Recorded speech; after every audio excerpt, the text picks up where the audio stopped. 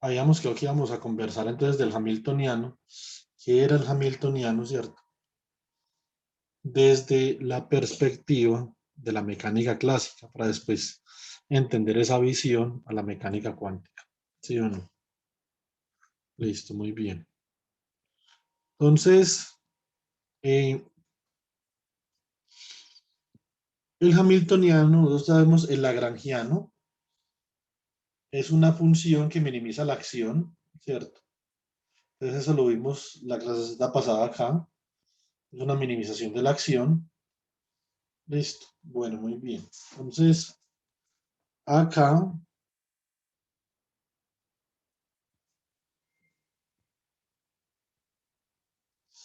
entonces tenemos en la formulación de Lagrange, tenemos que la derivada con respecto al tiempo de la derivada del lagrangiano con respecto a Q sub j punto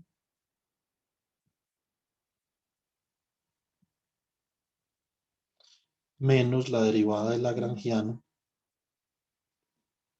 con respecto a Q sub j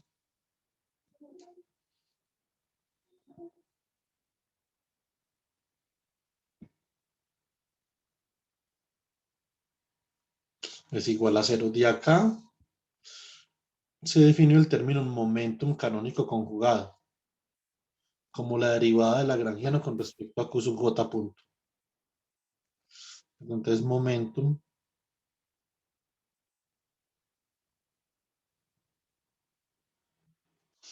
canónico conjugado. Muy bien. Entonces, de acá, básicamente, que, bueno, escribimos la definición del momentum canónico conjugado.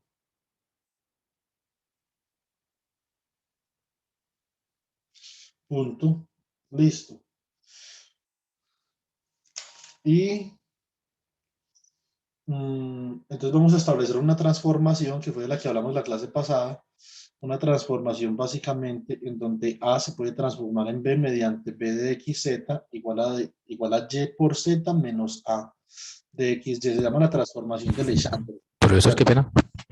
Dígame. ¿Será que le puedo pedir un favor? Pues pídalo de una vez que para que podamos avanzar. Si es tan amable, le sería mucha molestia si le pone, no sé, antecitos de donde empecé hoy, por lo menos la fecha de hoy, para tenerlo presente. Listo. Gracias.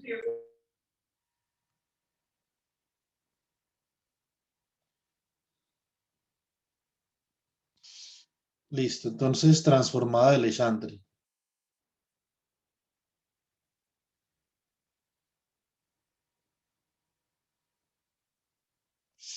Muy bien. Entonces, la transformada de Legendre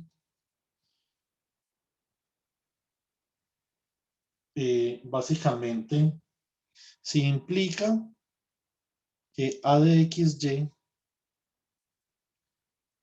se puede transformar en B de xz mediante B de xz igual a yz menos A de xy. Nosotros no podemos ver esto como, como un simple reemplazo funcional. No es correcto. Esto implica mucho más, específicamente hablando, implica que y ha de ser una función de x y z, ¿cierto? Y que z ha de ser una función de x y y. Esta relación en la transformación de Legendre es absolutamente esencial para nosotros poder calcular la dinámica de observable, ¿cierto? Entonces, ahora procedemos de la siguiente forma. Vamos a calcular el diferencial de B. Entonces, diferencial de B es igual a diferencial de Y, Z por diferencial de Y más Y por diferencial de Z, ¿cierto? Menos, eh, menos la derivada de A con respecto a X diferencial de X menos la derivada de A diferencial de Y con respecto a Y. Por lo tanto, esto va a quedar como menos la derivada de a con respecto a x diferencial de x más z menos la derivada de a con respecto a y por diferencial de y más y por diferencial de z, ¿cierto? Y si realmente b ha de ser si b es igual a una función solamente de x y de z, entonces esto ha de implicar que z entonces es igual a la derivada de a de xy con respecto a y esto naturalmente tiene que ser una función de x y y, ¿cierto? Entonces, como nosotros lo habíamos postulado acá. Bueno, muy bien. Entonces, también podemos expandir el diferencial de b como se hace canónicamente en términos de las derivadas parciales de b. Entonces, diferencial de b es la derivada parcial de b con respecto a x por diferencial de x más la derivada parcial de b con respecto a y por diferencial de y más la derivada parcial de b con respecto a z por diferencial de z, ¿cierto? Muy bien, entonces nosotros podemos comparar ahí. Nosotros ya sabemos que si ponemos que z sea la derivada de a con respecto a y, entonces db de y vale 0, ¿cierto? De acá podemos decir que la derivada de b con respecto a x es igual a menos la derivada de a con respecto a y podemos decir que sencillamente y es igual a la derivada de b de xz con respecto a z y esto es una función de x y z, ¿cierto? Muy bien. Entonces esto es lo que nosotros tenemos de la transformación de Legendre, ¿sí o no? Y esas son las relaciones importantes que podemos obtener a partir de la transformación de Legendre. Podemos hacer un ejemplo básico para mirar a ver esto cómo funciona.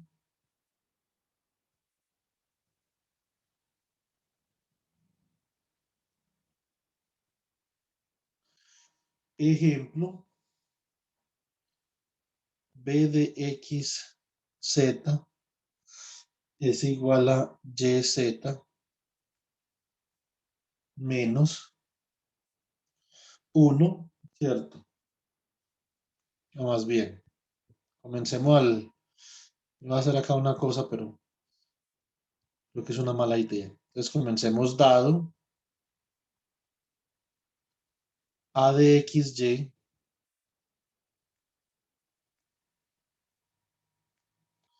igual a 1 más x cuadrado y cuadrado. Listo. Entonces tenemos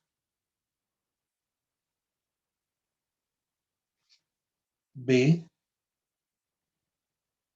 de xz, ¿cierto? Entonces sería igual a yz menos a, que sería 1 más x cuadrado y cuadrado, ¿cierto? Bueno, muy bien. Pero nosotros podemos hallar z fácilmente. ¿Quién es z? Entonces z, según la relación que acabamos de derivar para la transformación de Legendre, z es la derivada de b, perdón, la derivada de a de xy con respecto a y, ¿cierto? ¿Y cómo da esto? Esto es igual a 2y multiplica a 1 más x cuadrado, ¿cierto? Y de acá entonces b de xy simplemente es y por z, ¿cierto? Esto sería y. Acá, bueno, más bien de acá vamos a hacer una cosa para expresar esto en términos de z. De aquí y entonces queda como z sobre 2 por 1 más x cuadrado, ¿sí o no? Entonces acá y por z, ¿cómo queda? Queda z sobre 2, 1 más x cuadrado por z menos 1 más x cuadrado por y al cuadrado, que sería z cuadrado sobre 4, 1 más x cuadrado al cuadrado, ¿cierto? Muy bien.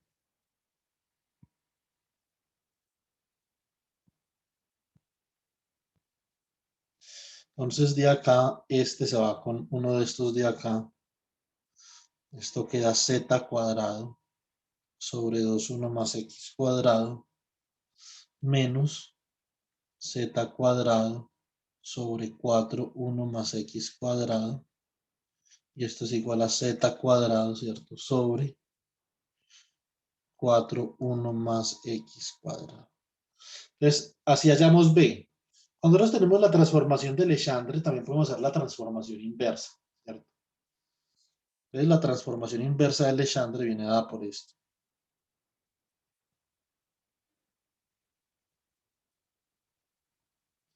Transformación inversa de Legendre.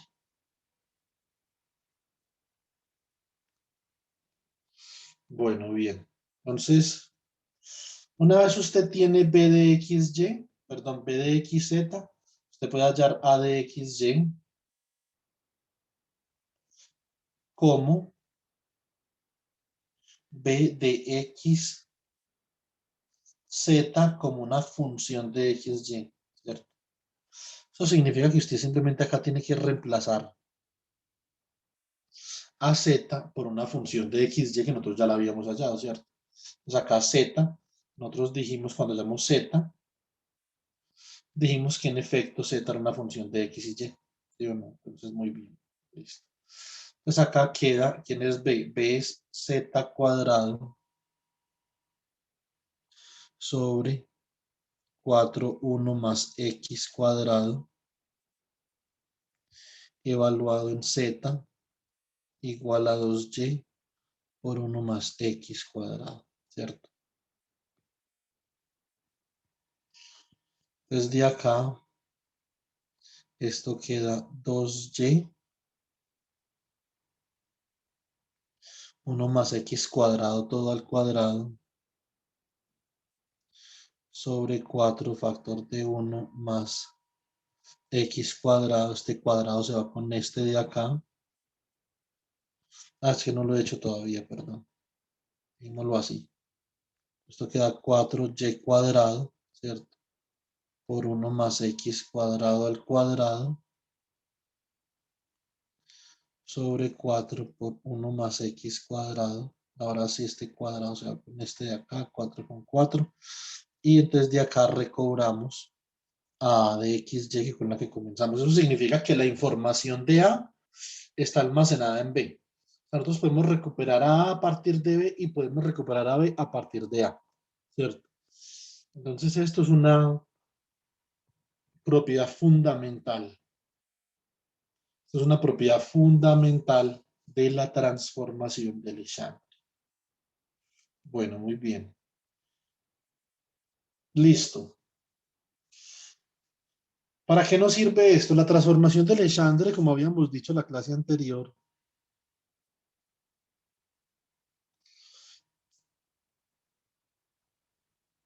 como habíamos dicho en la clase anterior, la transformación de Legendre es útil para yo poder obtener el hamiltoniano a partir del lagrangiano. Eso significa que vamos a hablar de la función de Hamilton.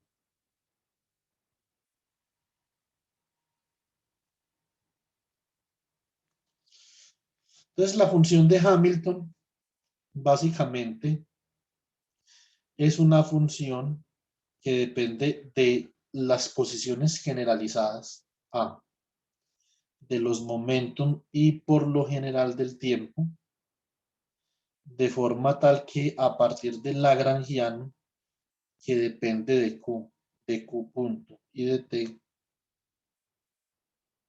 se puede obtener H.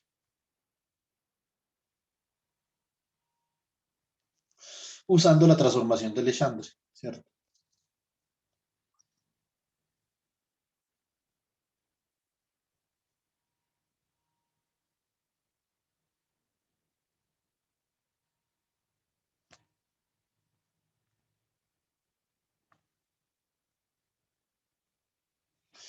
Muy bien.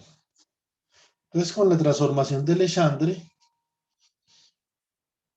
nosotros tenemos lo siguiente. Nosotros, con la transformación de Legendre, vamos a tener que la función de Hamilton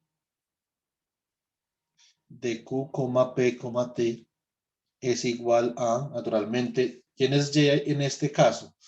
Esto sería, Q sería Z, X y P sería Z, o sea que Y sería Q punto, ¿cierto? O sea que esto es Q punto, producto punto con P.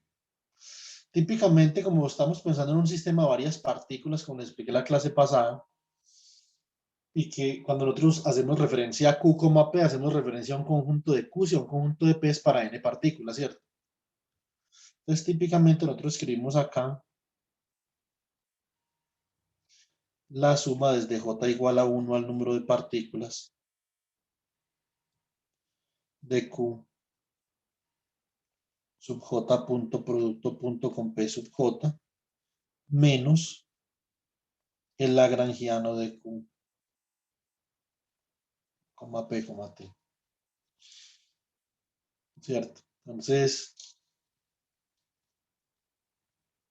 listo.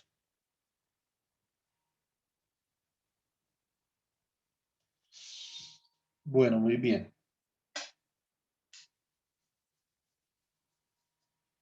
Entonces, ¿qué tenemos acá? Básicamente, lo que nosotros podemos ver en este caso es que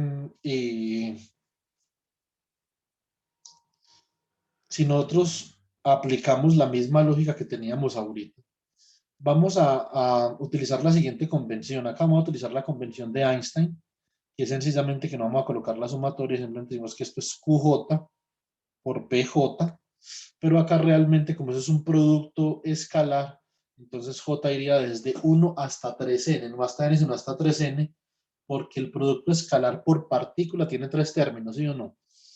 Muy bien, entonces ahora sacamos derivada de h. La derivada de h es igual a quién. Entonces acá podemos sacar, o el diferencial de h más bien. Entonces sacamos el diferencial de h, entonces nos va a quedar p sub j, ¿cierto? Por diferencial de q sub j punto más q sub j punto por diferencial de p sub j, ¿cierto? Y acá, entonces, vamos a tener el diferencial de L, sería menos la derivada parcial de L con respecto a, ver aquí a todas las variables. Entonces, escribamos esto de esta forma. Escribamos acá diferencial de L de Q, coma, aquí se me fueron las luces, esto debe ser Q punto.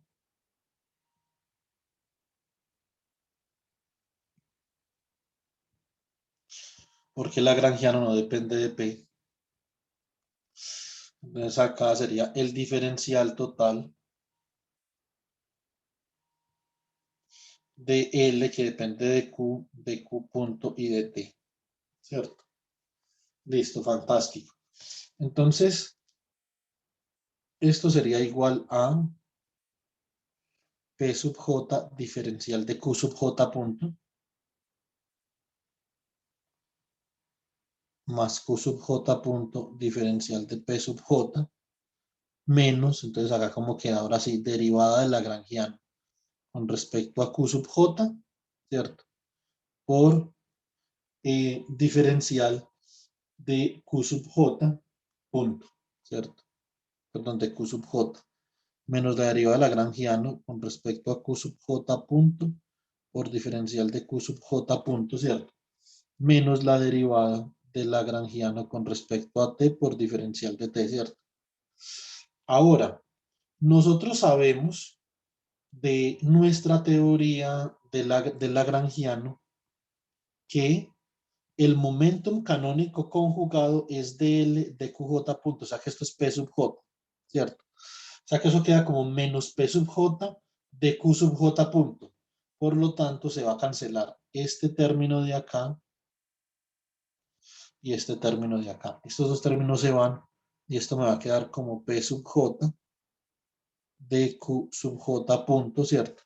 Menos la derivada de L con respecto a Q sub J, ¿cierto? Por dQ sub J. Muy bien. Menos la derivada de el lagrangiano con respecto a T por dt. Muy bien. Listo. Entonces, esto es lo que nosotros tenemos acá. Y entonces, básicamente, ¿cómo nos va a quedar esta ecuación? ¿Listo? Entonces, vamos a mirar una cosa. Este término de Pues, acá, dime. el término que dio haber cancelado no era el otro. Sí, tienes razón, Andrés. Gracias. Entonces, debería ser este de acá. ¿Sí o no?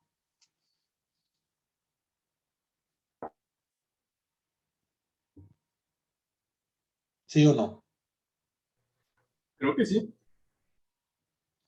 Sería Q sub J punto por dP sub J. Muy bien, porque el Hamiltoniano no depende de Q sub J punto. Ya nos debemos dar cuenta de eso ahora. Entonces tenemos esta parte de acá del diferencial del Hamiltoniano, pero podemos volver a la ecuación de Euler-Lagrange y decir lo siguiente. Entonces, a partir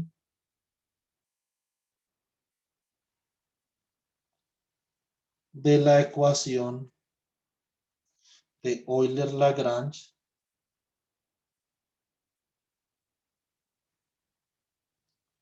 entonces si nosotros tenemos que este es el momento canónico conjugado, pues básicamente tenemos que la derivada con respecto al tiempo de la derivada de L con respecto a Q sub J punto menos la derivada de L con respecto a Q sub J.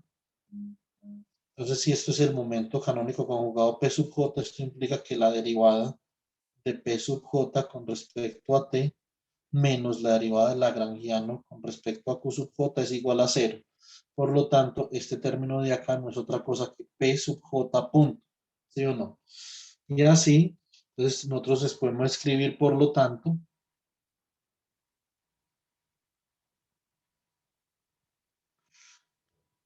DH, entonces DH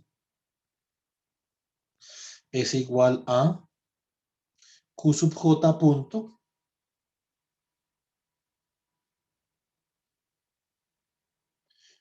por diferencial de P sub J menos P sub J punto por diferencial de Q sub J menos la derivada del lagrangiano con respecto al tiempo por diferencial de T, ¿cierto? Bueno, muy bien. Entonces, nosotros también podemos expandir diferencial de H del Hamiltoniano como derivadas parciales de H, ¿cierto? O sea que esto quedaría como DH de Q sub J por diferencial de Q sub J. Es parecido a lo que se hace en termodinámica, más la derivada de H con respecto a Q sub J punto, diferencial de Q sub J punto, ¿cierto? Perdón, de P sub J, pensando en el lagrangiano. P sub J de P sub J, ¿cierto? Más la derivada de H con respecto a T en el caso que dependa de T por diferencial de T. De aquí podemos establecer unas relaciones importantes que son las siguientes. Las primeras dos relaciones se llaman las ecuaciones de Hamilton. Comparando esta de acá con esta de acá, entonces nosotros podemos obtener que Q sub J punto, es decir, la derivada de las posiciones se puede obtener a partir del Hamiltoniano, derivando el Hamiltoniano con respecto al momentum conjugado, ¿cierto? Y ahora comparamos esta expresión de acá con esta expresión de acá, ¿cierto?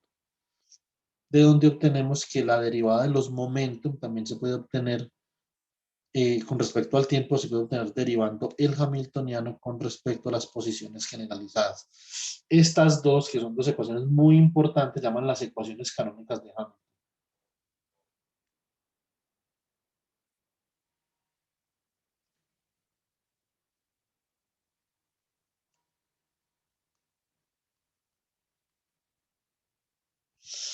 Bueno, muy bien. Y tenemos una última relación. La relación última es básicamente que la derivada parcial del hamiltoniano con respecto al tiempo es igual a menos la derivada del lagrangiano con respecto al tiempo. Entonces, en el caso tal de que el lagrangiano no dependa explícitamente del tiempo, el hamiltoniano es una cantidad conservada. Entonces, para L, independiente del tiempo, eso no significa que L no cambie con el tiempo totalmente, significa que no cambia con el tiempo parcialmente. Dos cosas muy distintas. Entonces, H es una constante de movimiento.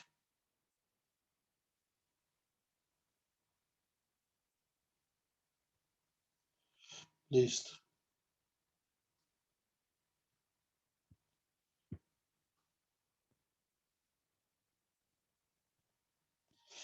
Bueno, muy bien. Entonces, importante acá, rescatar que la dinámica de las variables del espacio-fase la puedo obtener a partir de derivadas del hamiltoniano de las mismas variables del espacio-fase. Esto es súper importante. Como ustedes debieron haber visto en su curso de mecánica clásica 2, el hamiltoniano, por lo tanto, se le llama el generador de los desplazamientos temporales. Es decir, el hamiltoniano es el generador de la dinámica. El lagrangiano es una cantidad muy útil para uno obtener ecuaciones dinámicas y resolverlas, ¿cierto? Entonces, si uno quiere obtener un conjunto de ecuaciones dinámicas para un problema, por ejemplo, y las quiere resolver, entonces, y sí, el lagrangiano es supremamente útil para ese fin, ¿cierto? Más sin embargo, la pregunta reposa sobre cuál es la interpretación física del lagrangiano.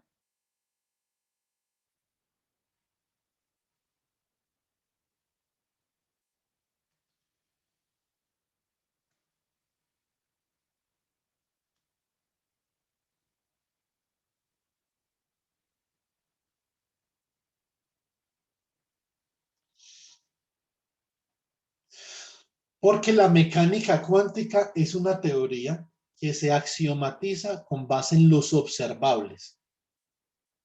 La mecánica cuántica es la física de los observables, la física de las cosas que se pueden medir, la física de las cosas que tienen una interpretación clara en términos de la física, ¿cierto? Y cuando nosotros vamos al teorema de Nether,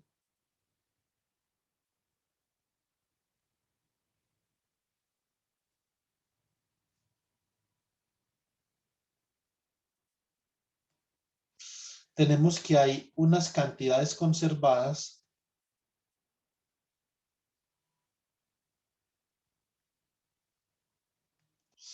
asociadas con unas simetrías, ¿cierto?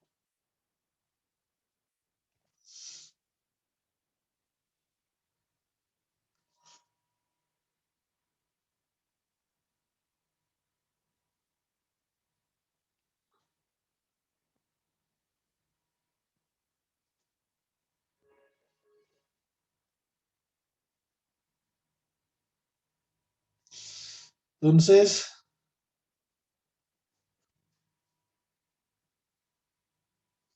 estas cantidades conservadas asociadas con estas simetrías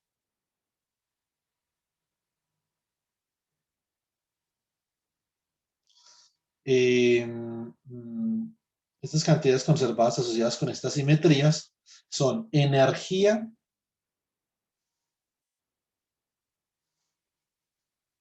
momentum lineal,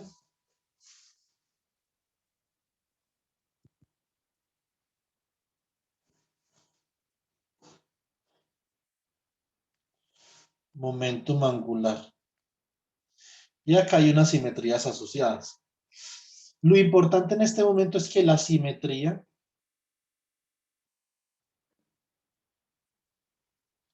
asociada con la conservación de energía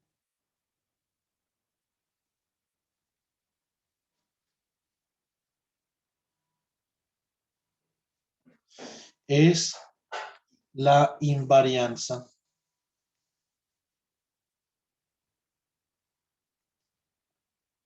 a la inversión temporal.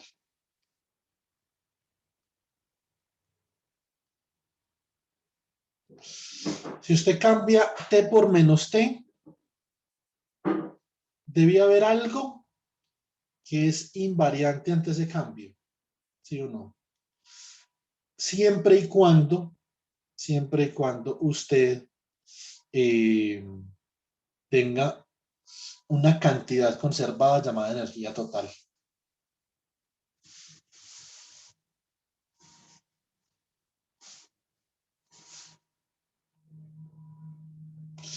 Que la va a representar el hamiltoniano.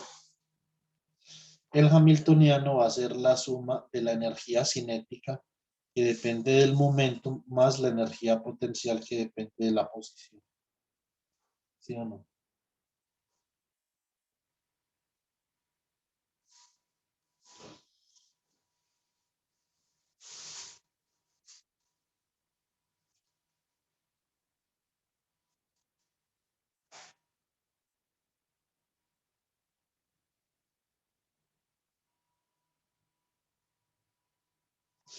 Bueno, muy bien.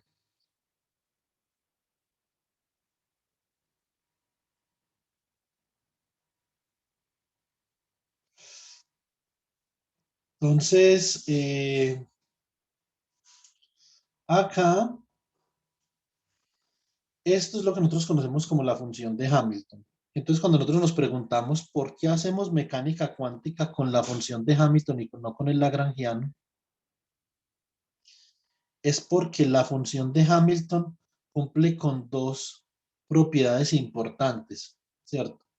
Entonces, representa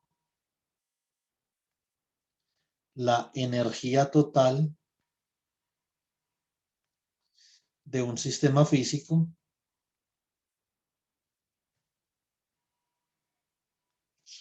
y está asociada con una simetría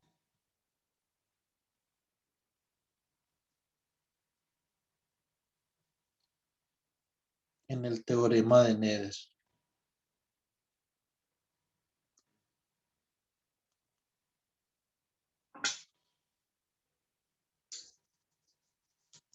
Listo. Bueno, muy bien. Entonces, esa es la primera propiedad. La segunda propiedad,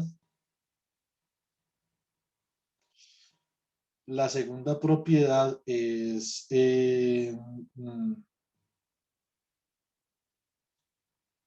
el hamiltoniano genera la dinámica en el espacio-fase. Es decir, el hamiltoniano o la función de Hamilton es la generadora.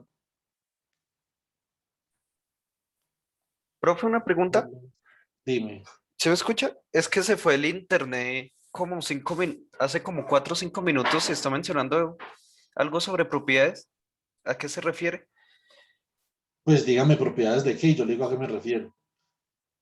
Es que no lo estaba escuchando, lo que acaba de decir que es la segunda propiedad, pero apenas me estoy volviendo a conectar. Ya voy. Listo. Es la generadora de los desplazamientos temporales, o sea, la generadora de la dinámica en el espacio-fase. Entonces, cuando nosotros pensamos en el hamiltoniano, debemos de pensar en una función que determina cómo las cosas cambian con el tiempo, ¿cierto? Naturalmente uno puede decir, bueno, energía total, sí, la energía total está representada por el hamiltoniano, ¿cierto? Entonces, pero es más que eso, ¿sí o no? Más que eso, el hamiltoniano es el generador de la dinámica. Ahora, ¿a qué me refería yo, Ángel? Estaba hablando de la función de Hamilton, ¿sí o no? Y está hablando por qué la función de Hamilton es importante y es usada en mecánica cuántica. Entonces, porque cumple dos propiedades. Primero que todo, representa la energía total de un sistema físico y está asociada con una simetría en el teorema de Nether. Primera propiedad. Segunda propiedad. Es la generadora de los desplazamientos temporales, o sea, la dinámica en el espacio fase. Entonces eso hace que la función de Hamilton sea muy atractiva para ser usada, en la formulación de la mecánica cuántica. El lagrangiano no tiene particularmente una interpretación clara, ¿cierto? Entonces, digamos que eso es complicado, digamos, uno formular una teoría con base en los observables si nosotros no sabemos qué significa una función físicamente, o sea, no la podemos asociar con un observable, ¿cierto? Entonces yo creo que eso es bastante transparente, ¿sí o no? Eh, a ver, ¿qué más tenemos por acá? Miremos. Si el hamiltoniano es el generador de la dinámica del espacio-fase, entonces hablemos un poquito del espacio-fase. Entonces el espacio-fase, después vamos a mirar qué es el espacio-fase en mecánica cuántica, ¿cierto? Yo el semestre pasado había dado una explicación, entonces digamos que yo pensaba que eh, mediante la intuición que ustedes tenían de mecánica clásica podían llegar, digamos, a una conclusión sobre el espacio-fase, pero me equivoqué. A ver.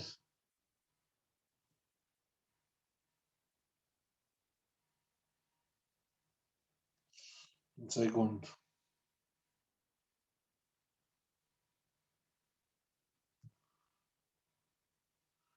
Listo, muy bien.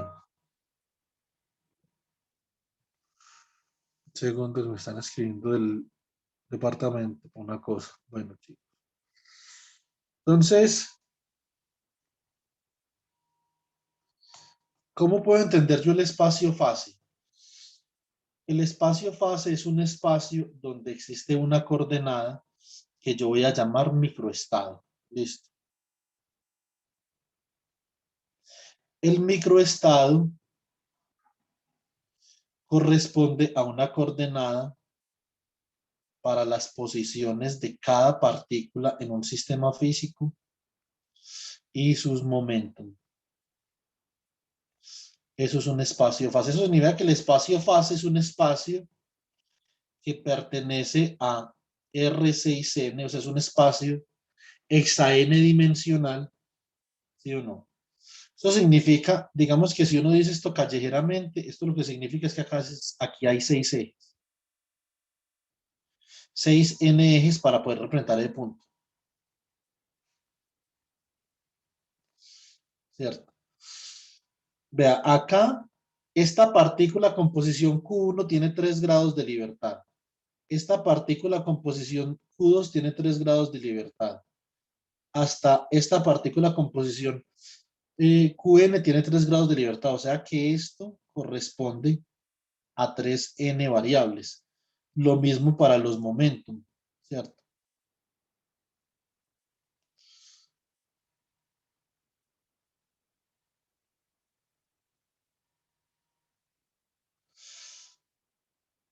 Entonces,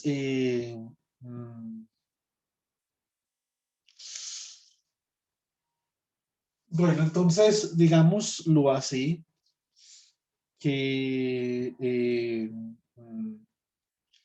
digámoslo así, que el espacio-fase es un espacio en 6n dimensiones donde yo puedo graficar, donde yo puedo ubicar un punto que representa el estado de un sistema de n partículas. Eso es el espacio fase. Si uno quisiera ver esto de manera ejemplificante, yo no he podido saber si aquí en esta vaina, esto de Samsung, uno puede hacer dibujitos. ¿Cómo así? ¿Me escucha, profe? Sí, O sea, tenemos un espacio fase de 6n dimensiones, ¿verdad? sí. Entonces vamos a tener pues muchísimos puntos posibles en todo eso. Cada punto representaría No, no sé, una configuración del sistema. no. Un solo punto en el espacio fase, uno solo. Por Uno eso, solo uno solo representa representa una configuración diferente del sistema. representa un sistema físico, ¿cierto? Eso representa un sistema físico, ¿cierto? Entonces, pero yo entiendo lo que usted quiere decir, pero usted tiene razón. Esa es una forma de verlo. Entonces, usted lo que está diciendo es que usted tiene el mismo sistema, con 6n grados de libertad, configurado de formas diferentes. Y para cada configuración tiene un punto en el espacio fase, ¿sí o no? Algo así, sí, como si fueran estados accesibles y cada punto representa una diferente configuración. No necesariamente estados accesibles, porque usted puede tener un punto que no es un estado accesible, ¿cierto? Podría tenerlo. Puede hacer parte del espacio fase. Pero lo que usted hace después, por ejemplo, en mecánica estadística, Andrés, es que usted marginaliza los estados accesibles, ¿cierto? O sea, usted integra sobre los estados no accesibles y le queda una función solo sobre los estados accesibles. ¿Sí me Sí, explico? crea una zona de los posibles estados dependiendo de la energía del sistema. Exactamente. Ahora, la forma como uno, digamos, posiblemente puede entender esto, la forma como uno posiblemente puede entender esto es eh, de la siguiente forma.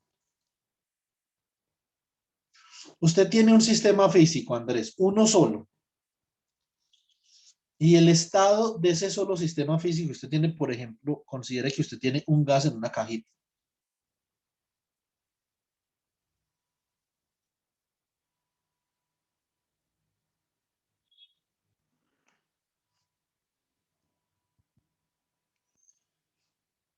Venga, ¿esto para qué será?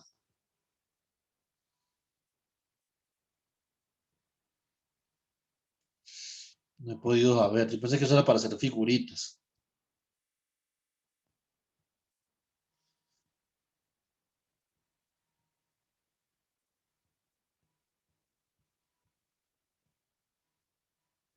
A ver, venga, yo ensayo, chicos.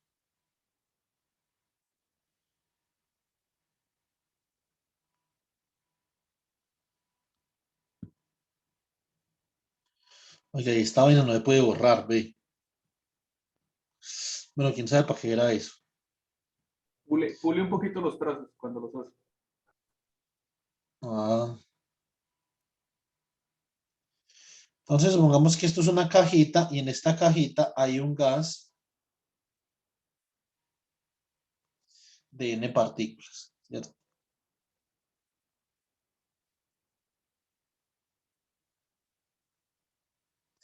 Eso significa que yo puedo graficar el estado.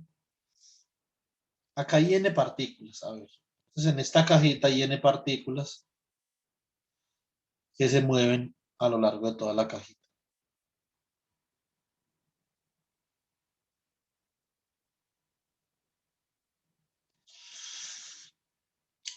La posición y el momentum de cada una de esas partículas se puede graficar en un espacio de 6n dimensiones.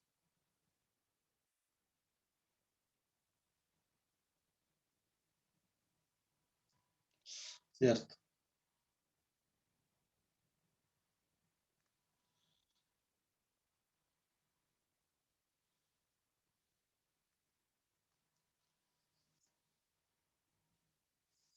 Entonces, eh, mm, a ver, ponemos esta flechita más por acá.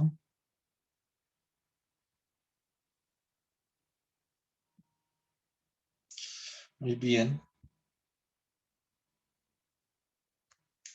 Entonces, un punto en este espacio de 6 n dimensiones, chicos, un solo punto que corresponde a todas las posiciones y a todos los momentum, es un punto con 6n abscisas y ordenadas, pues cierto, y corresponde al estado de este gas. ¿Qué es lo que decía Andrés? Lo que decía Andrés es que si usted cambia el estado de ese gas, ¿qué significa eso? ¿Qué significa mover las partículas y cambiar sus momentum? Es decir, configurarlo de manera diferente. Entonces usted para la nueva configuración va a tener otro punto en el espacio fase.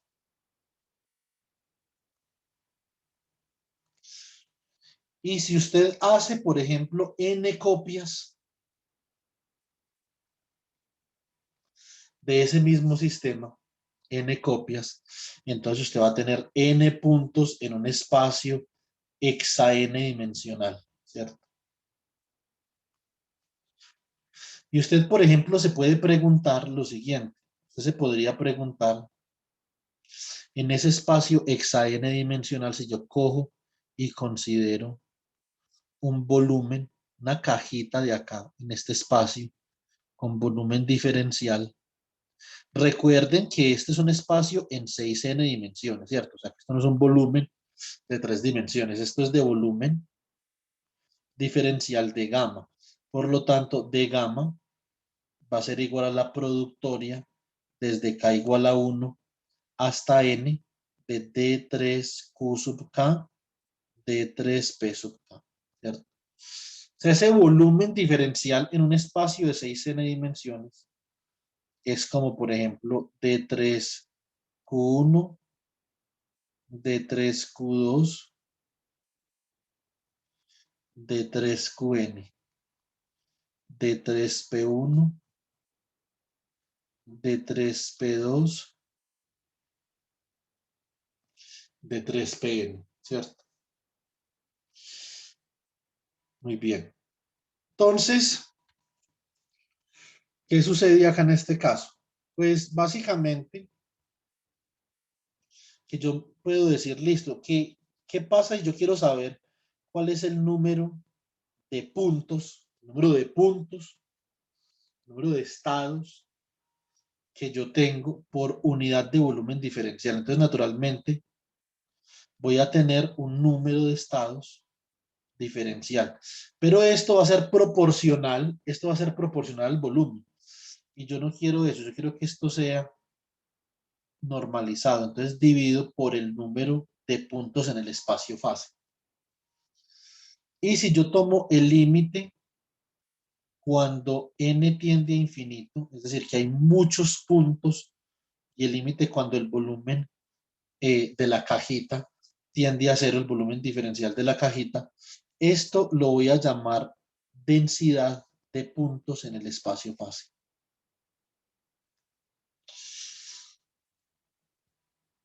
Esto es lo que nosotros llamamos densidad de ensamble o de espacio fase. Listo. Bueno, muy bien.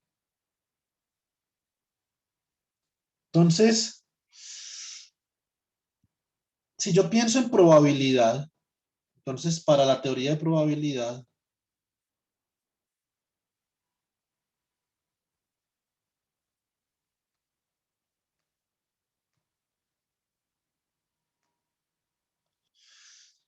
básicamente para la teoría de probabilidad yo tengo lo siguiente. Entonces voy a tener que la integral sobre un espacio, puede ser por ejemplo en 3 dimensiones, de una distribución de probabilidad debe ser igual a 1. Si fuera, por ejemplo, en 6 dimensiones, la distribución de probabilidad por una partícula que depende del momento y mi posición. O sea, sería D3Q, ¿cierto?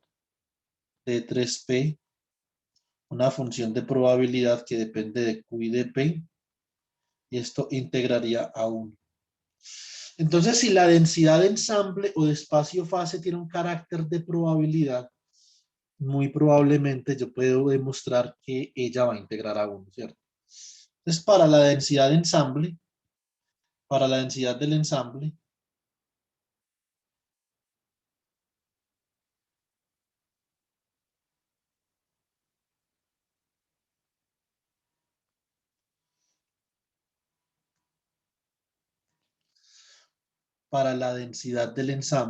tenemos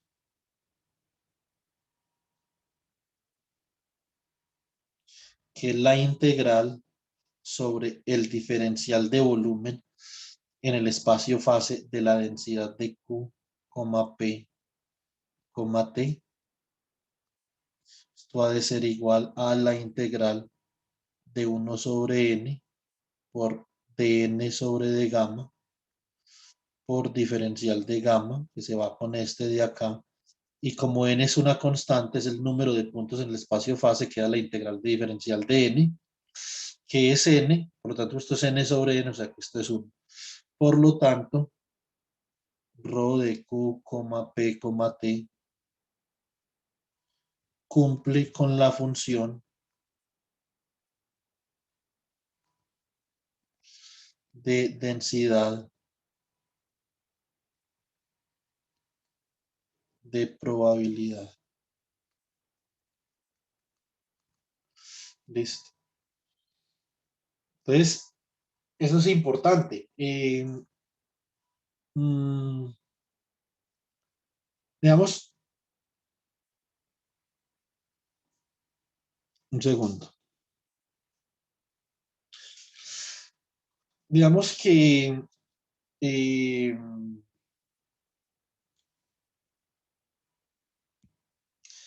debido a esto, si yo vuelvo a la parte de probabilidad, entonces puedo pensar en el valor esperado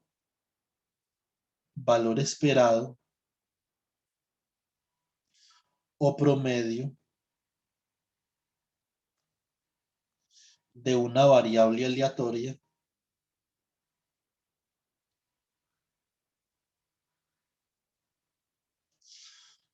o de una función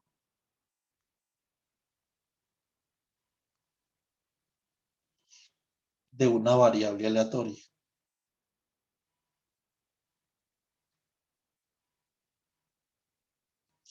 No es que la densidad del ensamble sea, o no es que Q y P sean variables aleatorias.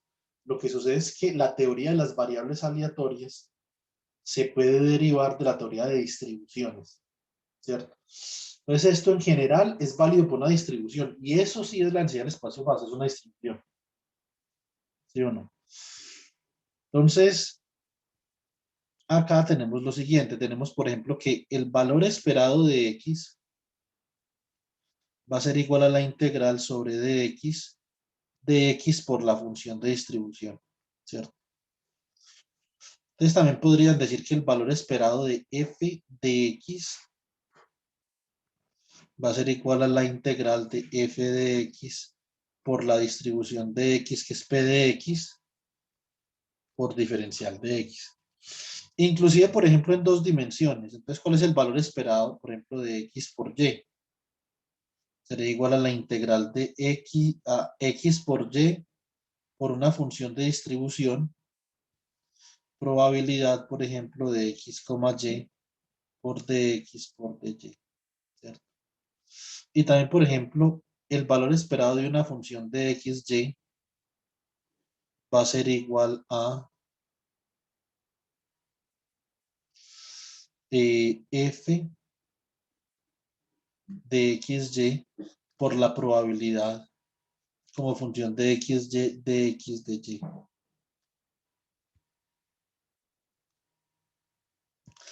Entonces, a partir de esta noción, yo puedo pensar en que la función densidad del ensamble me va a servir para yo calcular el valor esperado de los observables que dependen de las variables del espacio fase. Entonces, observable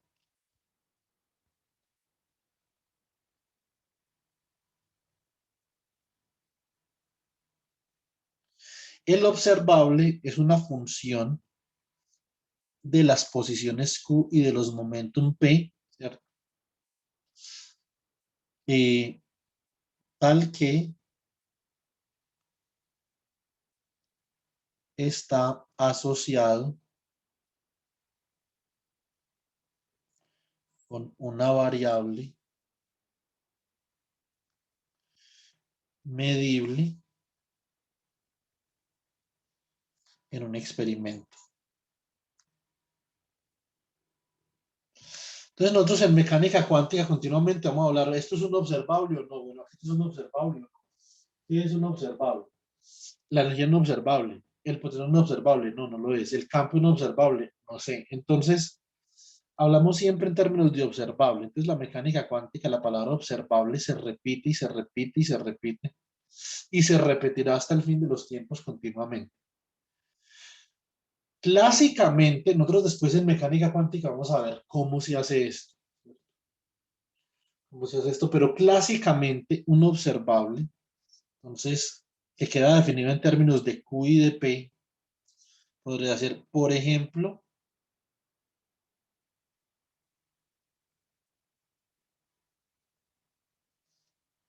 la energía total.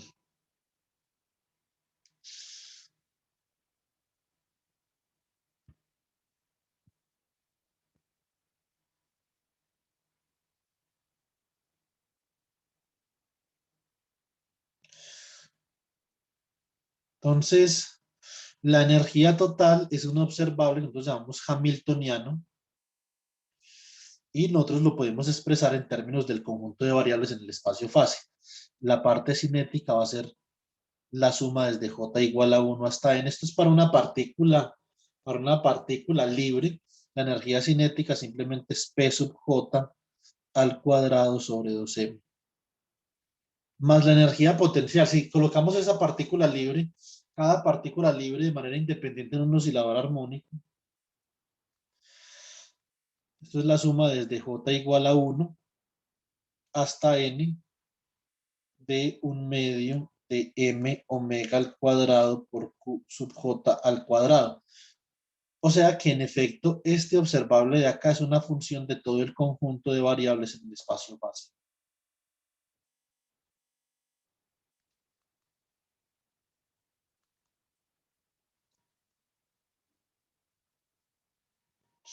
¿Sí o no?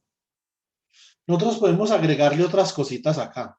Entonces, por ejemplo, podemos considerar que tenemos un sistema físico como si fuera un sólido en una dimensión. Sólido en una dimensión.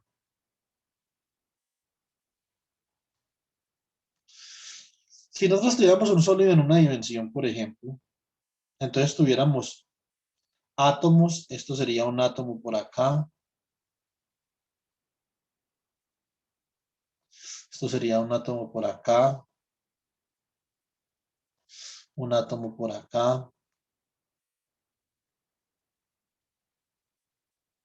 hasta n átomos. Y vamos a suponer, por ejemplo, que esos átomos están conectados mediante resortes.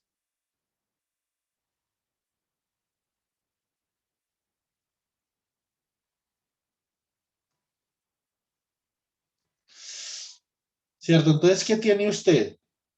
Usted acá naturalmente va a tener la energía potencial, la energía cinética de cada átomo, ¿cierto? Usted tiene acá, digamos que este átomo tiene un desplazamiento de Q sub 1. Este átomo tiene un desplazamiento de Q sub 2. Este átomo tiene un desplazamiento de Q sub 3. Este átomo, que es el átomo enésimo, tiene un desplazamiento de Q sub n.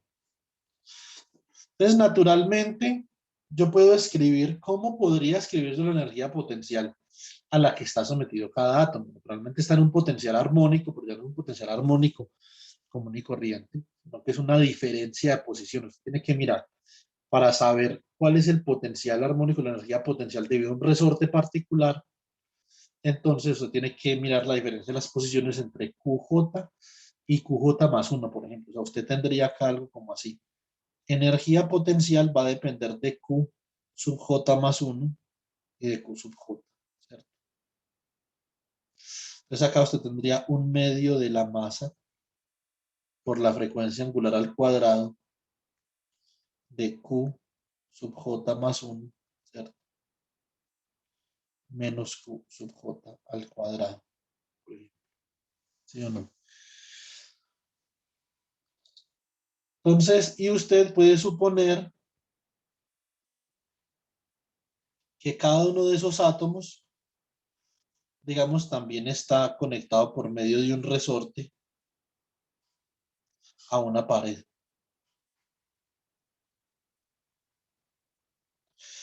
Entonces usted puede acá agregar una energía potencial que depende de una sola posición Q sub J. Y esto sería, por ejemplo, digamos que esta es omega 1. Esto sería acá una omega diferente, un medio de m omega 2 al cuadrado por Q sub J al cuadrado, ¿cierto? Entonces, en este sistema particular de n partículas que nosotros tenemos acá, valga la condenada redundancia, entonces, nosotros cómo escribimos el observable de la energía. Para el observable de la energía, entonces tenemos el observable de la energía sería H de Q, P, y esto sería igual a la suma desde J igual a 1 hasta N de P sub J al cuadrado sobre 2M más la energía potencial. Entonces sería esta de acá más la suma desde J igual a 1 hasta N de un medio de M omega sub 2 al cuadrado por Q sub J al cuadrado más la energía potencial debido al acoplamiento entre partículas. Entonces esto sería más la suma desde J igual a 0 hasta N menos 1 de un medio de M omega 1 al cuadrado que multiplica Q sub J más 1 menos Q sub J al cuadrado, ¿cierto? Entonces, como ustedes pueden observar acá, este observable, como pueden apreciar, para no redundar tanto, como pueden apreciar, este observable también es una función de todo el conjunto de posiciones Q sub J y de todo el conjunto de P sub J, ¿cierto? Fantástico. Entonces, a través del espacio-fase, nosotros podemos formular teorías con el hamiltoniano que nos permitan construir observables. En este caso, la energía, pero pueden haber varios observables. Pues.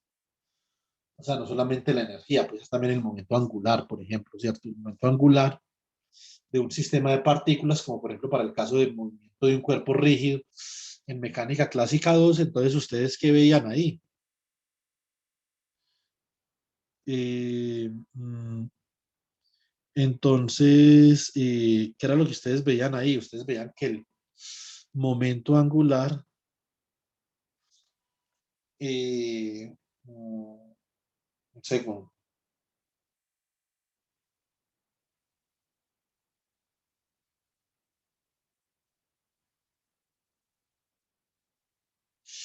El momento angular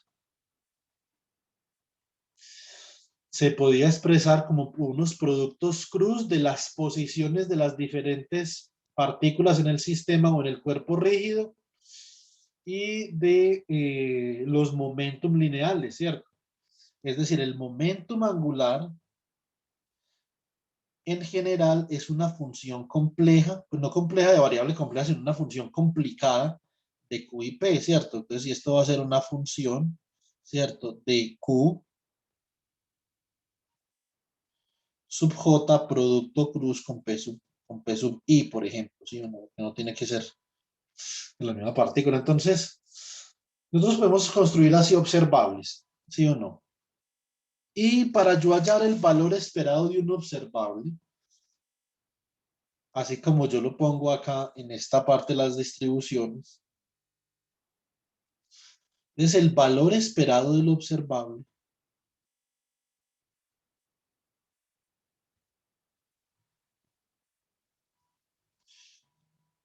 para determinar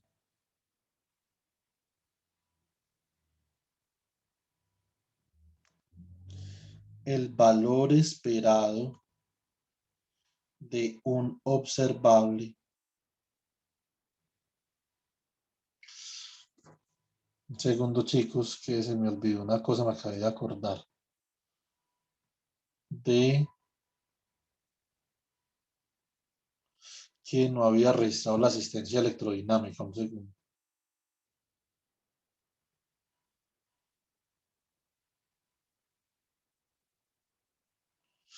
Muy bien. Entonces, para determinar el valor esperado de un observable, entonces nosotros podemos proceder de esta forma. El valor esperado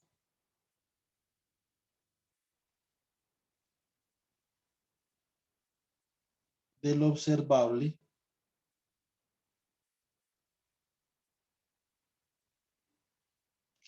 es la integral, ¿cierto? Sobre diferencial de gamma, o sea, sobre el espacio fase de la función observable por la densidad del espacio fase. Ahora, si nosotros queremos saber ese observable cómo cambia con el tiempo, eso siempre es muy importante, porque queremos saber cuál es la dinámica de la variable bajo observación. Entonces, cómo potencialmente podría cambiar con el tiempo, necesitamos saber cómo potencialmente cambia la densidad con el tiempo.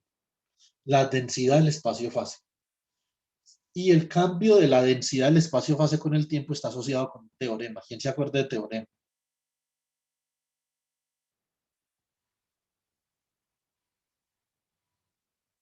Eso no es de mecánica, eso es de mecánica clásica 2. ¿Quién se acuerda?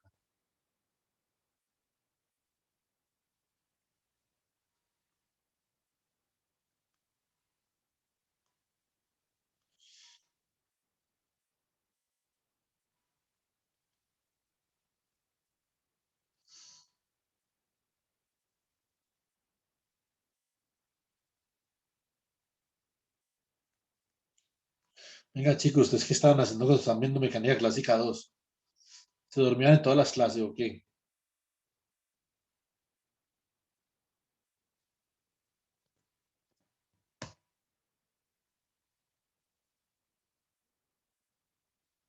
Va a tocar que decirle a Néstor que ustedes se les dormían en clase. Los tengo espillados. Pinzón. El cambio de la densidad del espacio fase está con el tiempo está asociado con el teorema de... Profesor, yo esta apenas estoy viendo Clásica 2. Muy bien, Ángel David.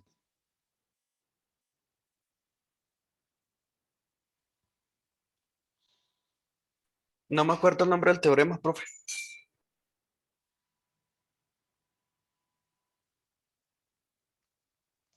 El teorema de Liouville.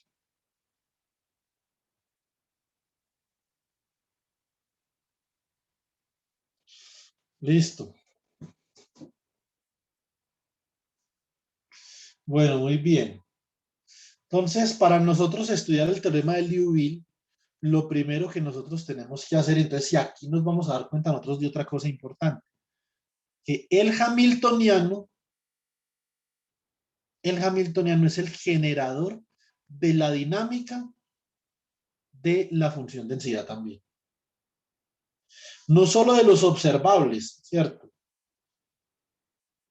No solo del observable, porque usted se dice derivada del observable de Q, P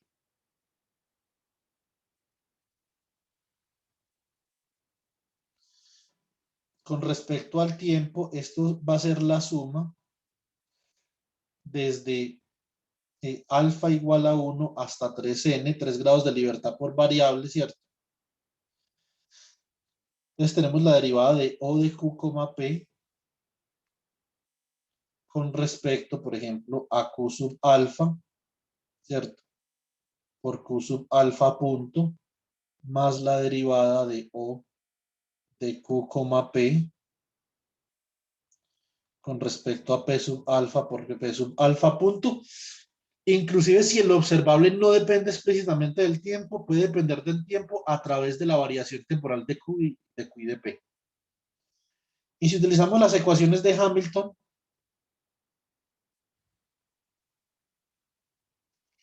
entonces nosotros podemos ver que esto es la derivada de O de Q, P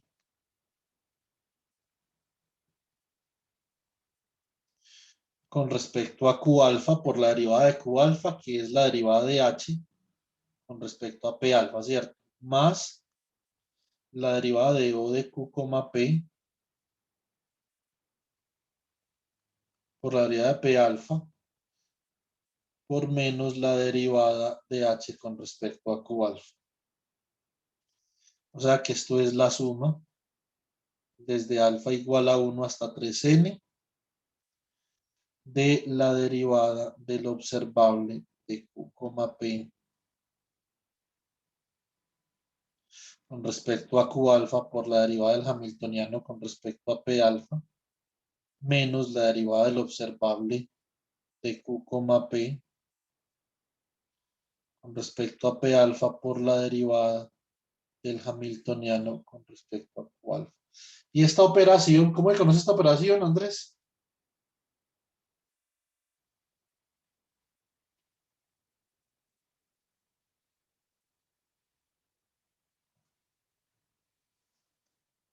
No sé, profe. Juan Diego.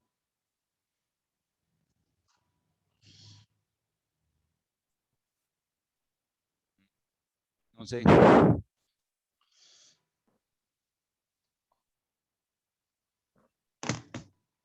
Esto es igual al bracket de Poisson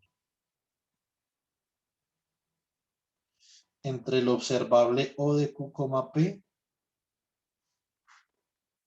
y el hamiltoniano.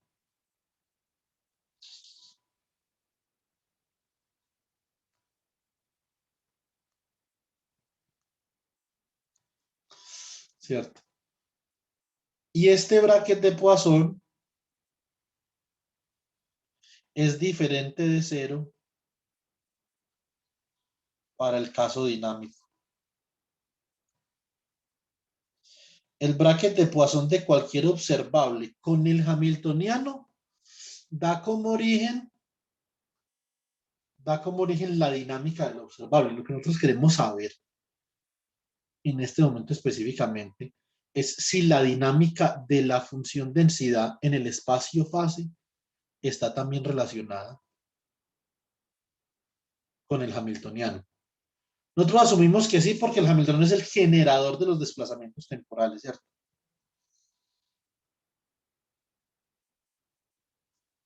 Muy bien, entonces para eso nos vamos a preguntar cuál es la variación del volumen en el espacio fase. Entonces, variación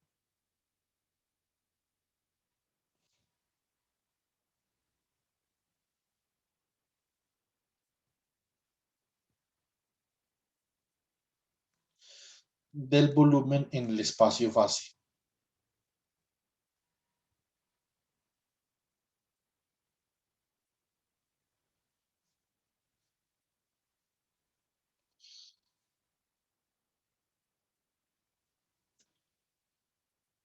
Listo.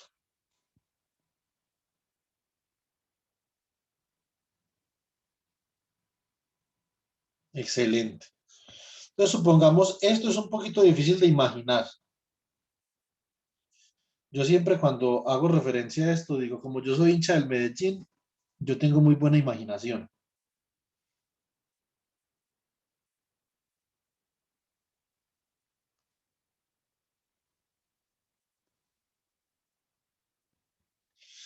Pero,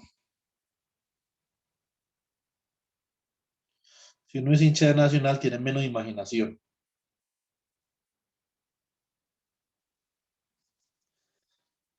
Ahora, ustedes deben de imaginarse que este eje de acá, que yo lo voy a llamar Q, realmente son 3 n ejes. No es un solo eje, son 3 n ejes.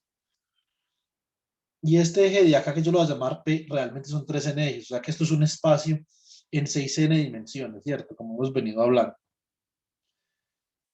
Yo voy a considerar un volumen que está centrado, este volumencito de acá, está centrado en el punto, por ejemplo, Q alfa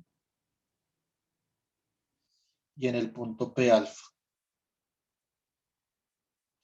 Y tengo acá un volumencito en el espacio fase.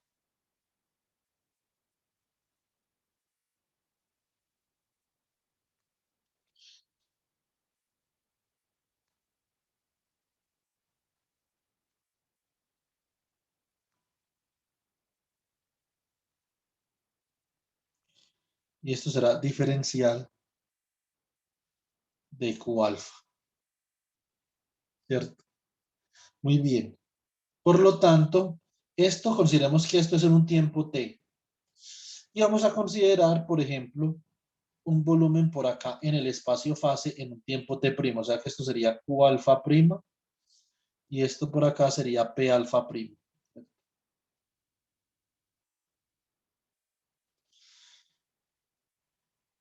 Y el volumen del espacio fase sería este. Nosotros nos queremos preguntar cómo cambia este volumen en el espacio fase. Este sería entonces diferencial de Q alfa prima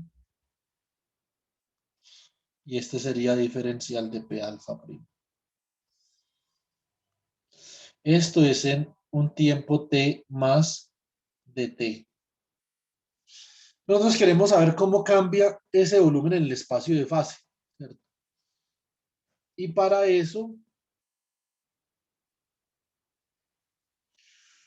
entonces nos queremos preguntar cuánto vale el volumen del espacio fase en t más dt. Entonces, queremos saber cuánto vale diferencial de Q alfa prima por diferencial de P alfa prima. Para eso vamos a hacer lo siguiente. Saquemos la expansión de Taylor, expandamos en Taylor a Q sub J prima, por ejemplo. Entonces, expansión de Taylor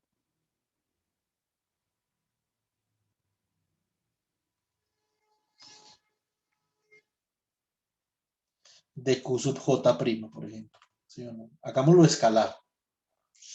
Entonces, la expansión de Taylor de Q sub J prima sería, si yo lo expando alrededor de, esto es una función de t más de t, y la quiero expandir alrededor de t más de t menos t, o sea, alrededor de dt, ¿cierto? Pues, por lo tanto, esto sería esta función evaluada en t, o sea, q sub j más q sub j punto por diferencial de t más los términos del orden de dt al cuadrado, ¿cierto? Derivo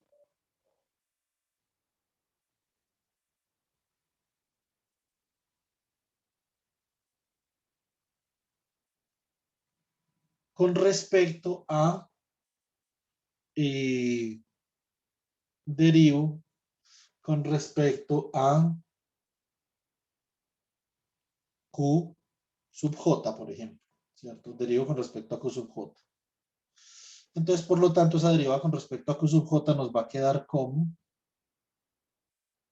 la derivada de Q sub J prima con respecto a Q sub J igual a la derivada de Q sub J con respecto a Q sub J. Naturalmente esto es 1 más la derivada de Q sub J punto con respecto a Q sub J por diferencial de t más unos términos que dependen de los órdenes superiores de t, ¿cierto? Ahora multiplicamos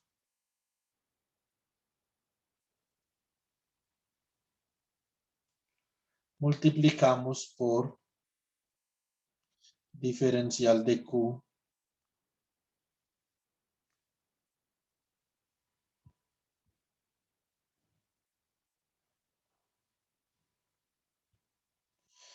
diferencial de Q sub J.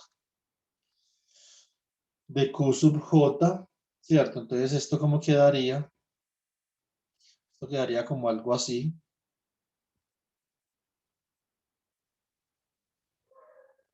Diferencial de Q sub J prima con respecto a Q sub J por diferencial de Q sub J. Esto es igual entonces al diferencial de Q sub J más el diferencial de Q sub J punto perdón, la derivada de Q sub J punto con respecto a Q sub J por diferencial de Q sub J, ¿cierto? Por dt más términos de orden superior en el diferencial de tiempo, ¿cierto? Nosotros podemos apreciar claramente de acá que esto no es otra cosa que el diferencial total de Q sub J', ¿cierto? Por lo tanto, tenemos para la variable Q sub J, para P sub J es análogo.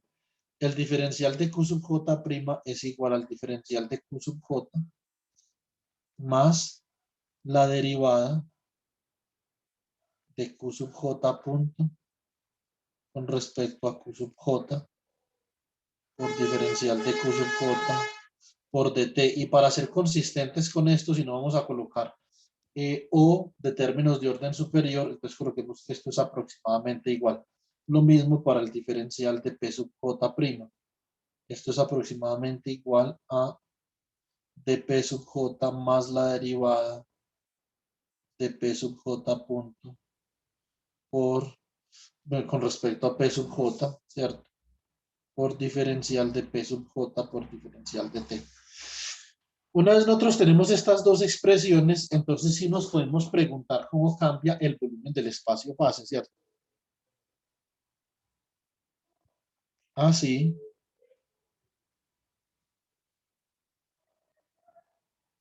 el volumen del espacio-fase en T más dt queda dado por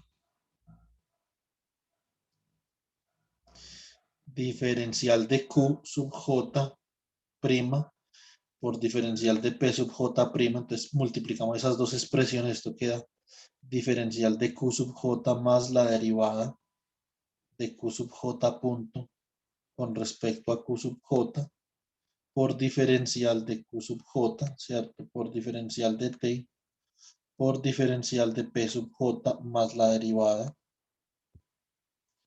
de P sub J punto con respecto a P sub J de P sub J de T, ¿cierto? Esto nos va a quedar, voy a colocarle de una vez aproximadamente igual, ¿cierto? ¿Por qué? Porque acá van a haber términos de orden de T cuadrado. Y si de T es infinitesimal, yo no tengo que considerar estos términos, ¿cierto?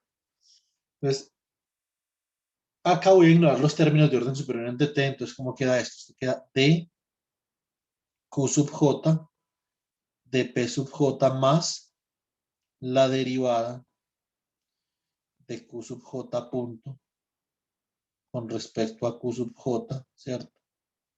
De Q sub J de P sub J de T, ¿cierto? Más la derivada de P sub J punto con respecto a P sub J de Q sub J de P sub J de T, ¿cierto?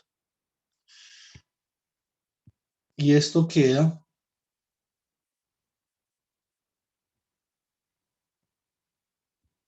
como lo siguiente, ¿cierto? Entonces esto va a quedar como, a ver, factorizo de Q sub J de P sub J, esto me da 1, ¿cierto? Y me queda más, factorizo aquí de T, me queda entonces, a ver, la derivada con respecto a Q sub J de Q sub J punto, más la derivada con respecto a P sub J de P sub J punto. Pero nosotros sabemos que esas dos derivadas que tenemos ahí temporales, Q sub J punto y P sub J punto, vienen dadas por las ecuaciones canónicas de Hamilton, ¿cierto? Esto viene como dQ sub J de P sub J, que multiplica 1 más diferencial de T. Q sub J, este de acá es dH de P sub J y este de acá es de menos DH de Q sub J, ¿cierto? O sea que esto queda como la segunda derivada de H con respecto a Q sub J y con respecto a P sub J menos la segunda derivada de H con respecto a P sub J y con respecto a Q sub J. Como H es una función conservativa, entonces las derivadas cruzadas son iguales. ¿Cierto? Es la relación de Maxwell. Por lo tanto, esto da 0.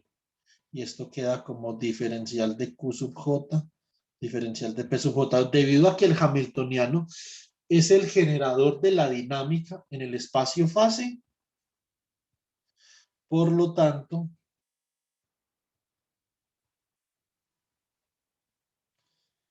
el volumen en el espacio-fase es incompresible. O sea, no cambia. O sea, dq alfa prima por dp alfa prima es igual a dq alfa por dp alfa. ¿Cierto? Bueno, muy bien. Entonces, nos quedan 9 minutos para terminar el teorema de Liouville. Es importante. Entonces, el teorema de Liouville, básicamente, de acá yo puedo sacar la siguiente conclusión. Acá yo puedo esencialmente concluir lo siguiente. Puedo concluir que la densidad en el espacio-fase no cambia con el tiempo. Puede que ya cambie con el tiempo explícitamente, pero ese cambio explícito con el tiempo se anula debido al cambio implícito de las otras variables con el tiempo. En cristiano, eso lo que significa es que la derivada total con respecto al tiempo y la densidad del espacio-fase es 0. ¿Cierto? Entonces, y por lo tanto nosotros podemos decir, conclusión, que ρ de Q, T, Q, P, T es igual a ρ de Q', P', T más de T, ¿cierto? Debido naturalmente al volumen que contiene los estados, las configuraciones, como lo dijo el compañero Andrés, en el espacio-fase no cambia, ¿cierto? Y la cantidad de partículas tampoco. Por lo tanto, asumimos que la densidad tampoco cambia con el tiempo, ¿cierto? Entonces, debido a la incompresibilidad del volumen, que es debida a la dinámica de Hamilton, ¿cierto? Muy bien, entonces nosotros podemos decir, vamos a expandir ρ de Q', P', T más de T en Taylor. Entonces queda ρ de Q', P', T más de T es igual a ρ, vamos a expandir alrededor de delta T. O sea que esto como quedaría. Esto quedaría como Q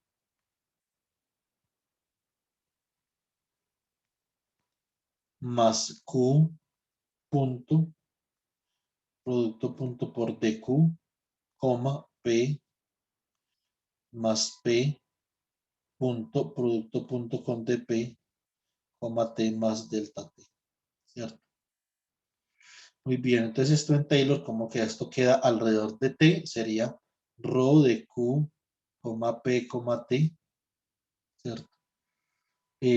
Más la derivada de ρ con respecto a T por diferencial de T más la suma desde alfa igual a 1 hasta 3n. Es como ρ depende de todo el conjunto de Q sub J y de P sub J, entonces hay que derivar con respecto a cada una. Entonces esto sería la derivada de ρ con respecto a Q alfa, ¿cierto? Por Q alfa punto, más la derivada de ρ con respecto a P alfa por P alfa punto.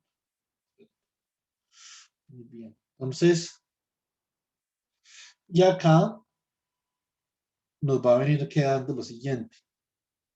Nos viene quedando entonces, esto es la derivada de rho con respecto a t más la suma desde alfa igual a 1 hasta 3n de la derivada de rho con respecto a q alfa por la derivada de h con respecto a p alfa, utilizando la ecuación de Hamilton más la derivada de rho con respecto a p alfa por menos la derivada de h con respecto a q alfa. ¿Sí o no? Listo, esto es por dt. Acá me faltó el dt. Y acá en cada uno de estos también me había faltado el dt. Porque esto es p alfa punto, o sea, la derivada p alfa con respecto a t, ¿cierto? Por diferencial de t. ¿Sí o no? Muy bien. Entonces, así,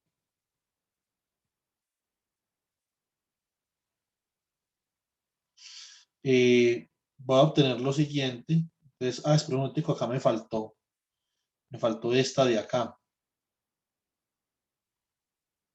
¿cierto? ¿O será que la podemos meter por ahí? ¿O qué?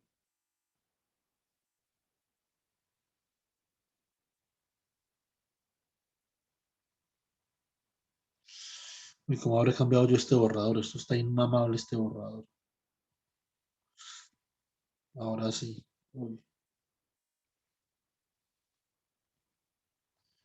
Esto es igual a rho de q, p, t, más la derivada de rho con respecto a t por dt, más, ¿cierto? Ahora voy a pasar este rho para el lado izquierdo y voy a dividir todo por dt, o sea que me queda rho de q más q punto de q, p más p punto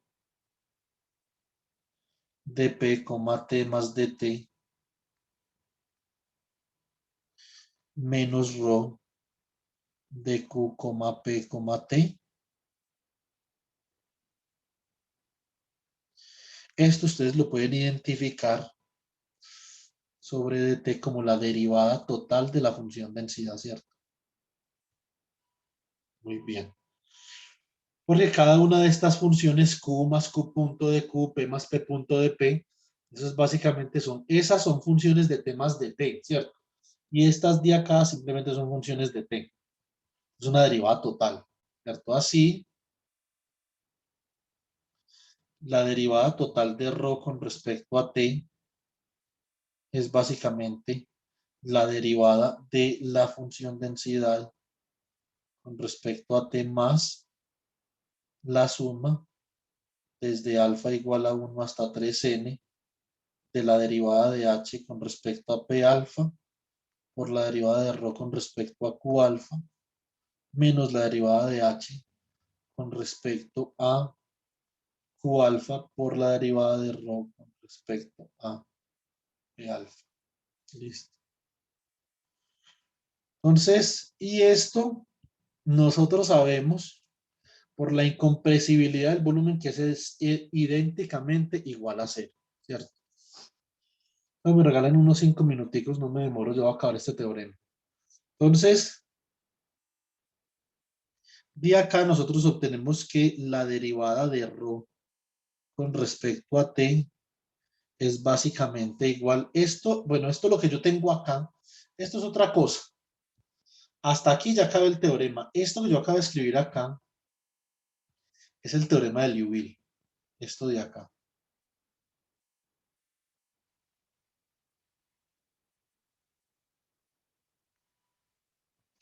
Lo que voy a hacer es distinto. Es así, escribimos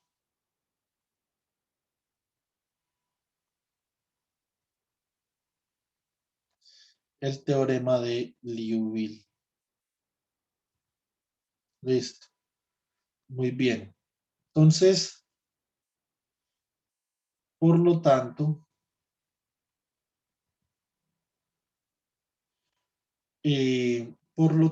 entonces yo puedo tener lo siguiente. Yo podría tener, a ver, Entonces la derivada de ρ con respecto a t, si eso es igual a 0, esto va a ser igual a la suma desde alfa igual a 1 hasta 3n de la derivada de h con respecto a q alfa. Ahora cambio de signos, perdón, de ρ.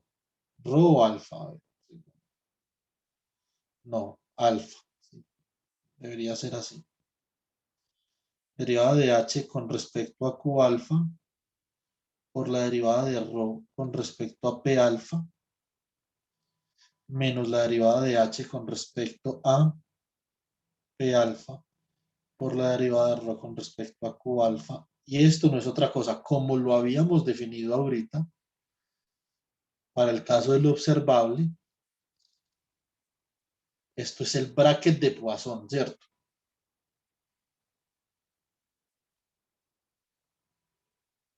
Este es el bracket de Poisson entre h y ρ.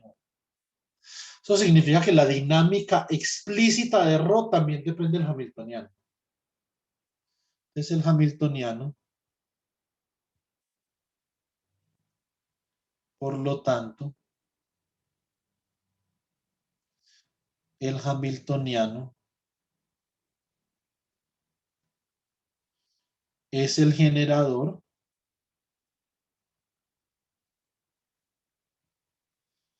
de la dinámica explícita de ρ de Q de P, T.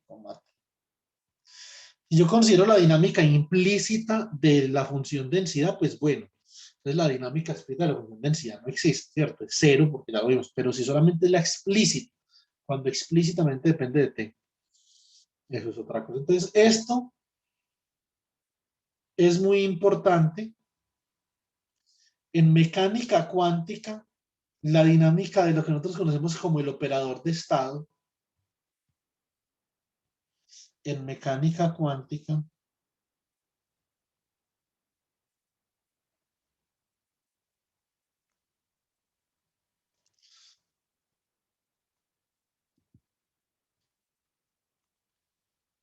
la dinámica, por ejemplo, de un observable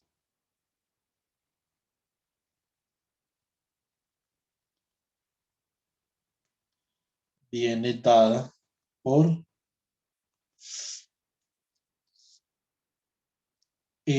la derivada de un observable en mecánica cuántica. Lo que pasa es que en mecánica cuántica los observables ya no van a depender de Q y de P, ¿cierto?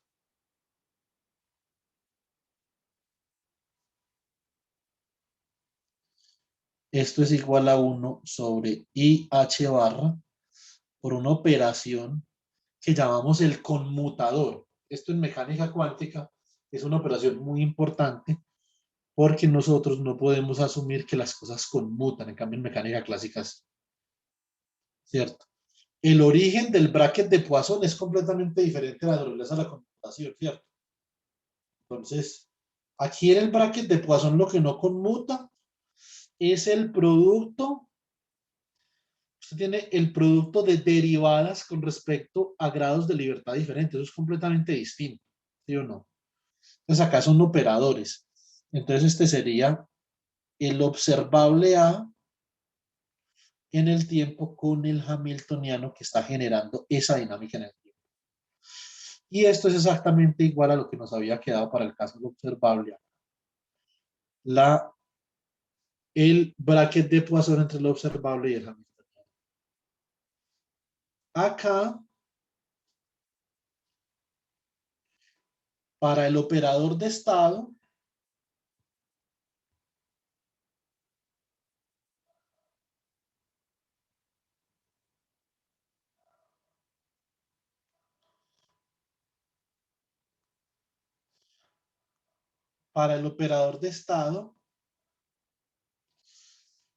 entonces, ¿qué tenemos nosotros para el operador de estado?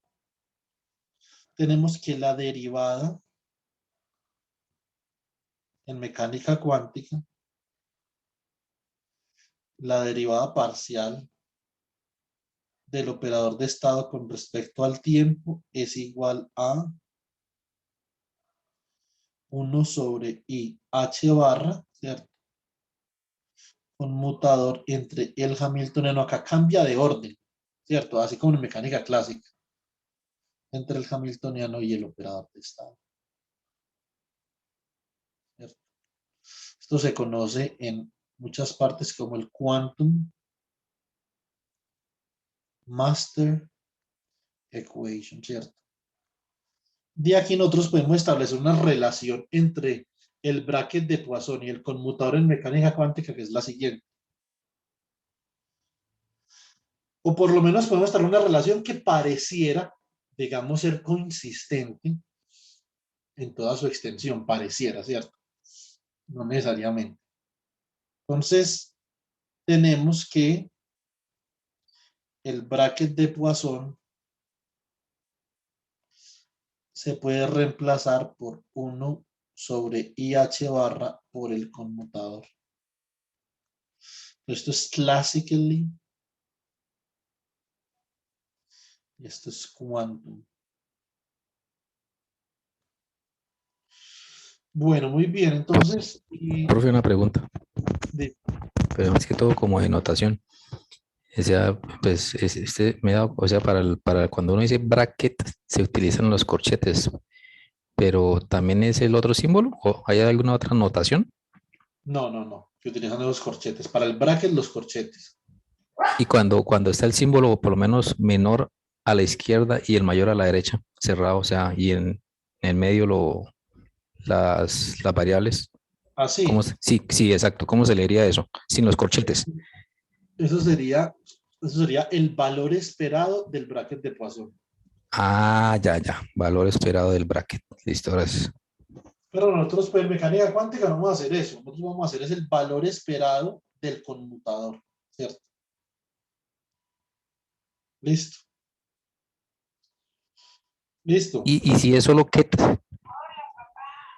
¿Cómo? si uno quiere hablar del solo ket, Solo el ket sería así, y el solo bra para el otro lado, ¿cierto? para el otro lado, sí. Y entonces cuando uno dice bracket, ¿por qué no se juntan los dos símbolos esos que acabo de borrar? Bracket Es, sería algo así, con una rayita acá en la mitad. la rayita, o sea, cuando lleva la rayita sí se lee bracket. Sí, Sin la entonces rayita se lee valor esperado. el valor esperado en un sistema cuántico es un bracket, ¿cierto? Quiere sacar el valor esperado de esta vaina de acá. Usted necesita especificar el estado en el que está el sistema, en donde usted va a sacar el valor esperado. Sería como algo así.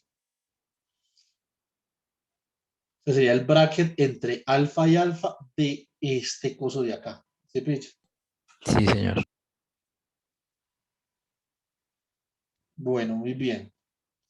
Entonces, ahora chicos, para terminar, una cosa importante que uno debe de hacer es tratar, por ejemplo, esta expresión de acá a la que nosotros hemos llegado con el bracket de Poisson. ¿Qué tipo de funciones densidad dan estos cero? Este es el problema de equilibrio en termodinámica. Listo, problema de equilibrio. ¿Ok? Para el equilibrio,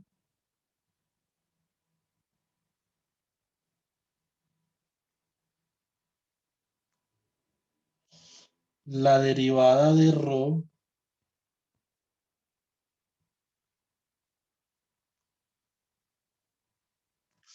con respecto a t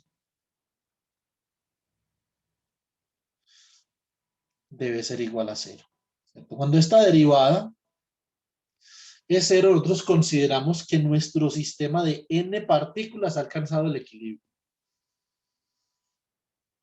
Ustedes hoy antes de las 6 me mandan al correo de J. David. Listo, lo siguiente. Entonces, antes de las 6 p.m.,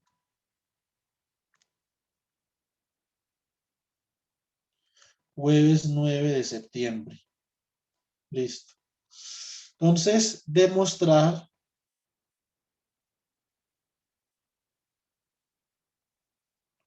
que ρ igual a una función de cantidades conservadas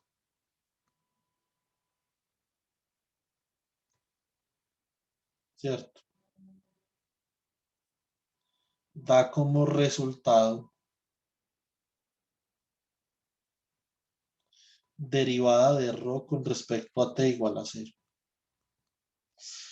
Listo. Como Jefferson tiene clase de 2 a 6, Jefferson, voy a darle tiempo, pero entonces mándeme un pantallazo de su horario al WhatsApp, por favor. Listo. Para yo verificar que en efecto usted tiene clase de 2 a 6. Listo, Jefferson.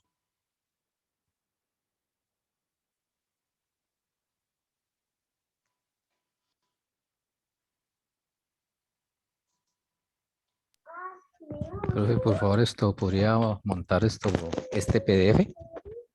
Sí. El horario a las 8 p.m. está sujeto a que Jefferson me mande el horario. Listo. Entonces, si no, para yo poderles extender el tiempo. Si no, 5 horas y pedazos son más que suficientes para hacer esto. Esto lo hacen en 5 minutos. Ustedes tienen el concepto claro de cantidades conservadas. Cantidades conservadas según el teorema de Nether, ¿cierto?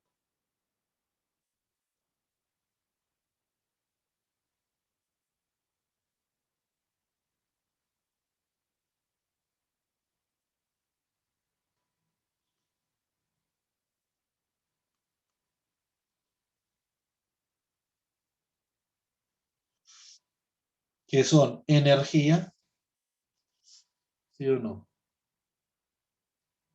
Son energía, momentum angular. La energía la puede tratar como la función de Hamilton naturalmente, acá clásicamente. Energía, momentum angular y momentum lineal. ¿Cierto? Bueno, muy bien. Entonces, demuestren esto. ¿Ok? Listo, muy bien. Entonces, venga, yo le subo esto de una vez.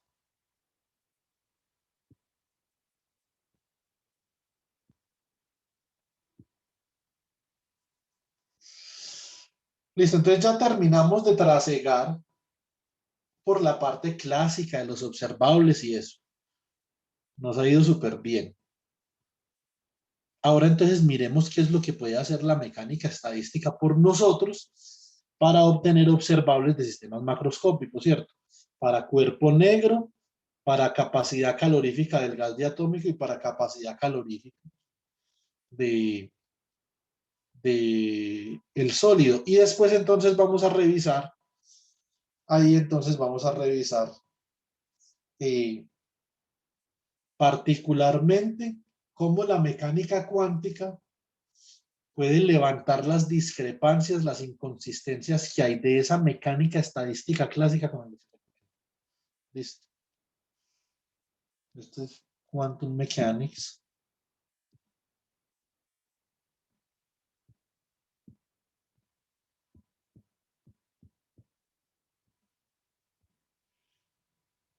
UP.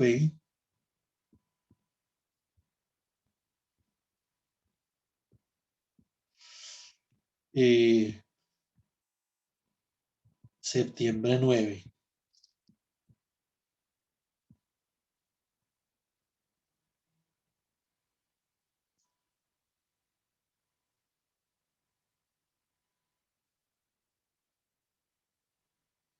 Listo, chicos. Muy amables por la espera. Los espero entonces. Espero su trabajo hoy a las 8 de la noche. Ya voy a subir el video, Andrés, por si le quiere decir a María Fernanda que si lo quiere hacer y lo quiere ver. Listo. Profe, Listo. ese Me se monta permite, en... me permite, Joan, que por favor Andrés me conteste. Gracias. Un segundo.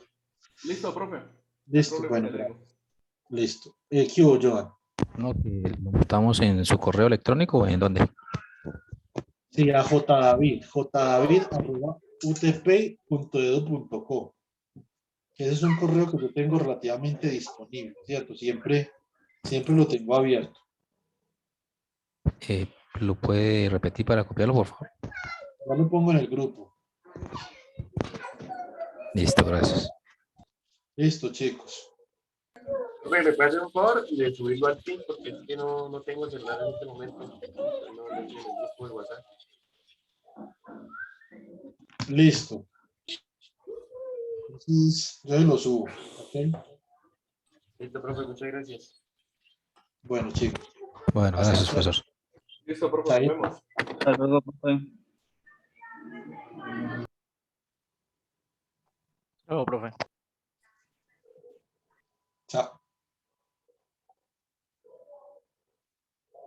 Hasta luego, profe. Hasta luego. Hasta luego, buena tarde. Buenas tardes, Jesús.